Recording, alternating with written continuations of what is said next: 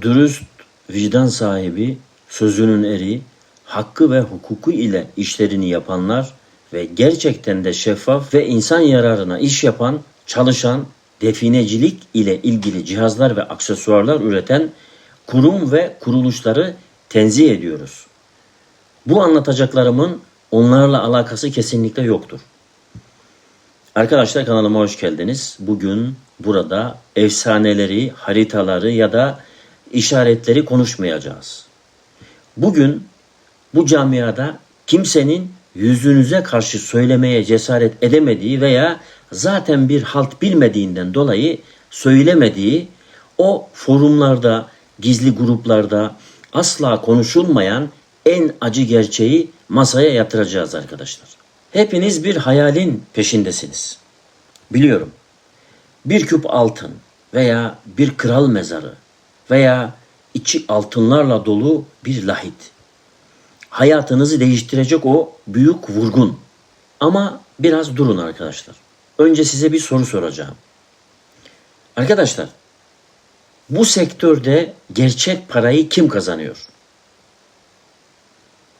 Size soruyorum. Herkes sıcak yatağında mışıl mışıl uyurken, dağda, bayırda, jandarma korkusuyla, yılanların içinde, çıyanların içinde kazma sallayan sizler mi? Yoksa o klimalı ofislerinde bacak bacak üstüne atarak size umut satanlar mı? Arkadaşlar bakın, şimdi beni çok dikkatli dinleyin. Çünkü bugün belki de çok azımızın bildiği ama maalesef ya bu sefer bulursam diye fark edemediği veya aklına bile getirmediği o umut endüstrisinin ipliğini pazara çıkarıyoruz arkadaşlar. Definecilikte en kesin olan şeyi açıklıyorum. Nedir biliyor musunuz arkadaşlar?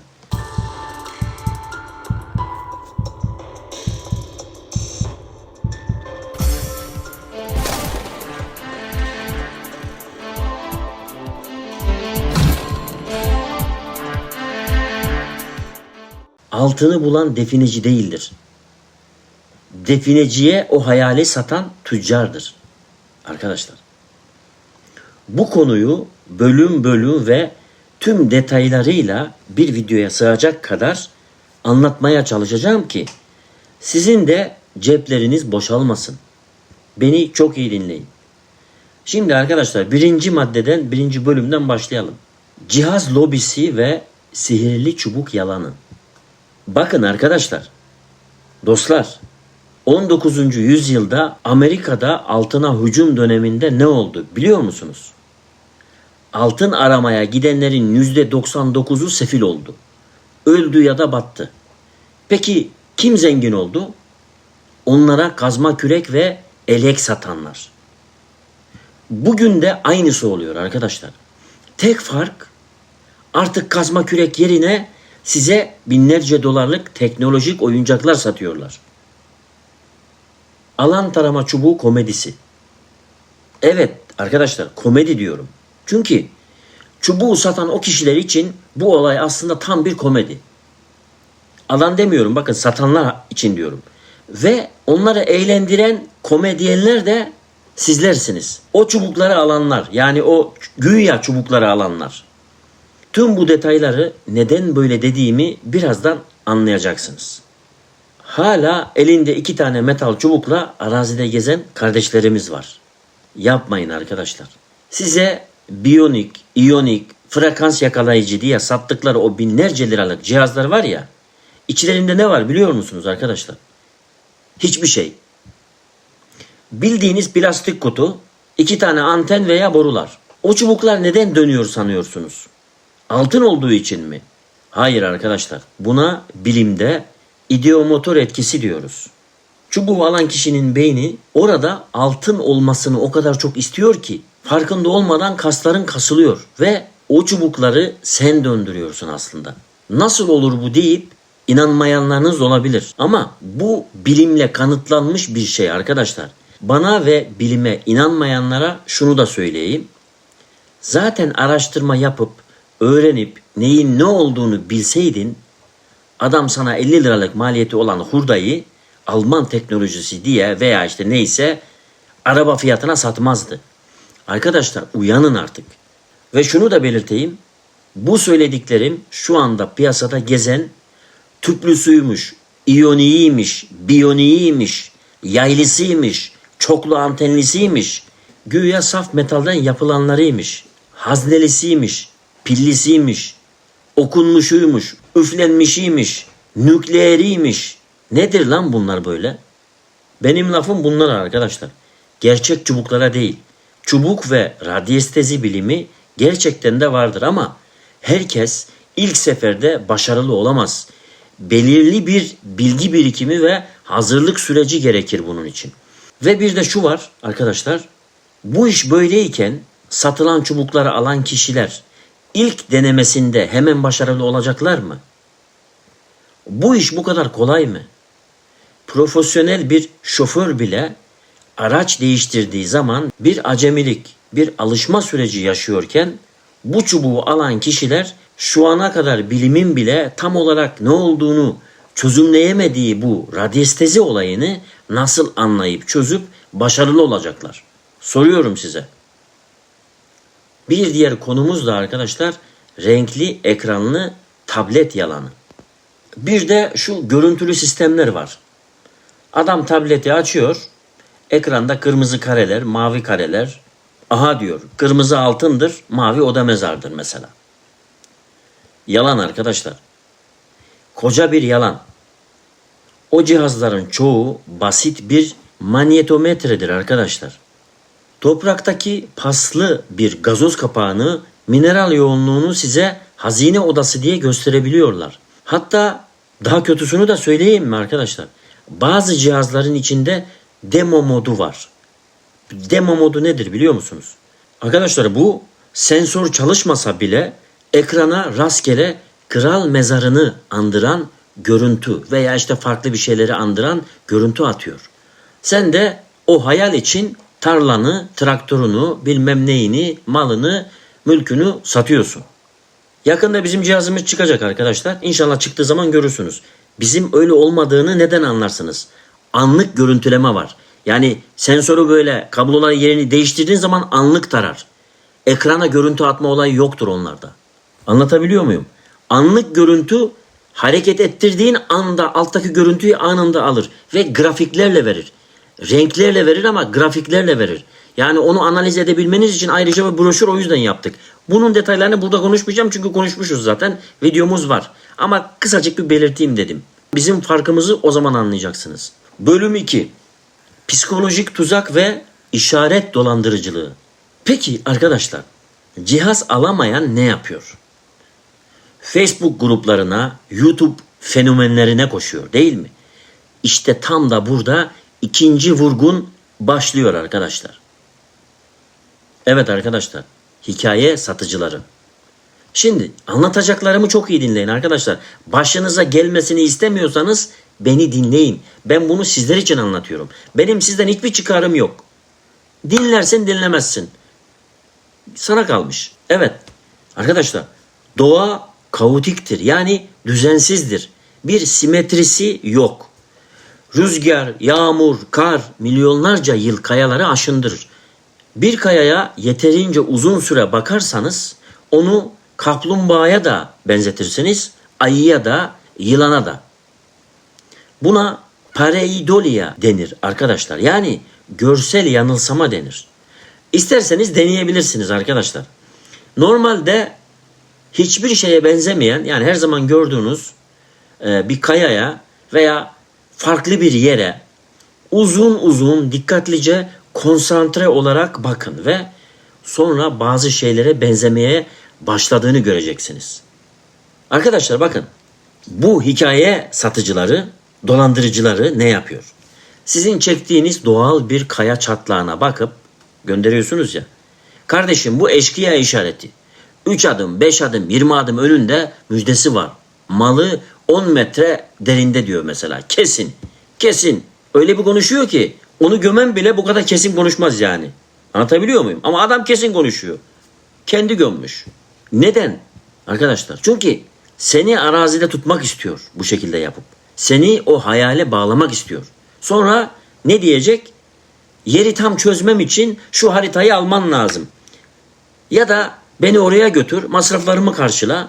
Ya da orası için bazı böyle her yerde bulunmayan malzemelerden muskadır. Veya işte oradaki tılsımı bozmak için işlem yapacağım. O yüzden gerekli malzemeleri alacağım. Masrafın da şu kadar derler. Yani bana bu kadar cebinden çıkart da para ver demek istiyor. Masrafın şu kadar derken. Olacak bir şey yok ki. Unutmayın arkadaşlar, o gerçek bir hazine haritası olsaydı o adam size satmazdı. Gider kendisi çıkarırdı.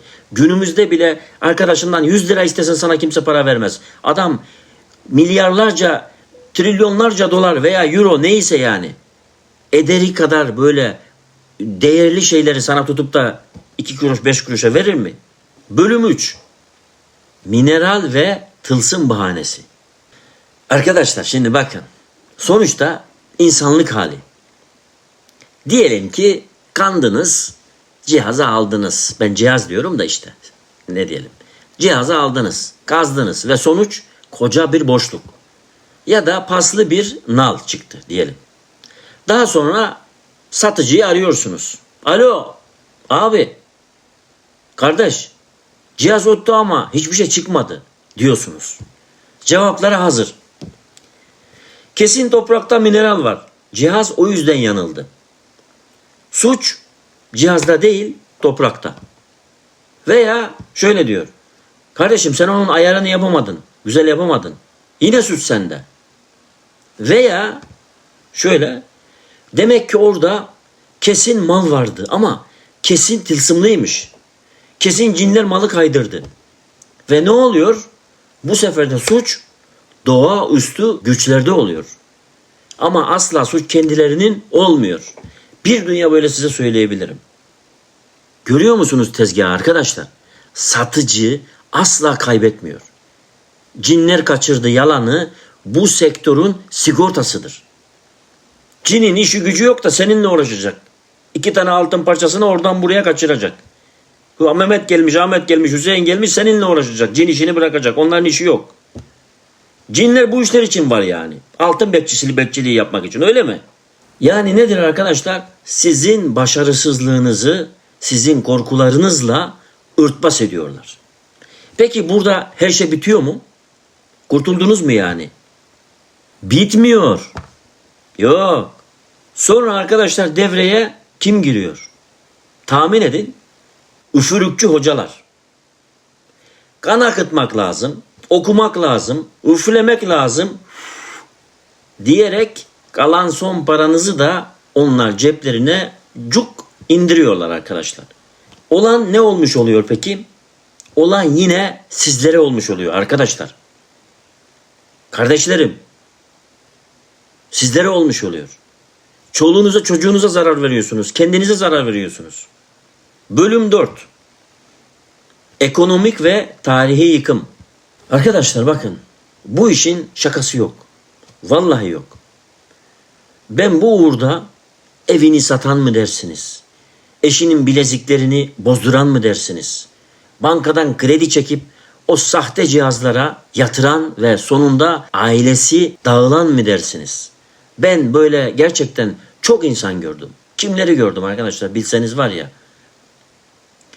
Bu çok güzel bir hobi olmasına rağmen arkadaşlar bu iş aynı zamanda da bu bir bağımlılık ve bu bir kumar arkadaşlar. Unutmayın ki kumarda masa her zaman kazanır ve burada da o masa o cihazı satan kişi oluyor. Daha da acısı ne biliyor musunuz arkadaşlar? O hayal uğruna hem hiçbir şey bulamıyoruz hem de tarihimizi yok etmiş oluyoruz. Daha hiçbir şeyden emin değilken bir küp altın bulacağım diye örnek veriyorum. Roma döneminden kalma bir yapı temelini dinamitle patlatan, arkeolojik katmanları yok edenler var arkadaşlar. Böylelikle ne oluyor? Altın çıkmıyor ama tarih siliniyor. Geleceğimizden çalıyorsunuz arkadaşlar. Geleceğimizden çalıyoruz. Ama tespitin, araştırmaların doğrultusunda nokta atışı olmuş olsa hem her yeri tahrip etmemiş olacaksınız hem de elinizde çil çil altınlarınız olacak. Evet arkadaşlar, özetleyecek olursak definecilikte en kesin olan şey hiçbir araştırma yapmadan, bilgi birikimine sahip olmadan ne ve kim oldukları bile belli olmayan birilerinin lafı ile işe kalkışanlar için hayal kırıklığıdır. Eğer zengin olmak istiyorsanız dedektör almayın. Dedektör fabrikası kurun. Şaka bir yana arkadaşlar, lütfen bu umut tacirlerine paranızı kaptırmayın. Bilimin ışığından ayrılmayın. Arkeoloji bir bilimdir ve parantez içinde şunu da belirteyim. Rastgele yapılan definecilik ise sonu hüsranla biten bir tuzaktır.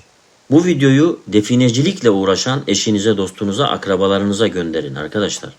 Belki bir kişinin bile cebindeki parayı o dolandırıcıların elinden kurtarabiliriz. Gerçekleri konuşmaya her zaman devam ettik ve devam edeceğiz arkadaşlar. Kanalıma abone olmayı, video hoşunuza gittiyse beğenmeyi ve yorumlarda başınızdan geçen o cihaz maceralarını yazmayı unutmayın. Mutlaka bekliyorum arkadaşlar. Bir sonraki videoda görüşmek üzere. Akılla ve bilimle kalın. Ahan da buldum demeniz dileklerimle diyorum tekrar. Hoşça kalın.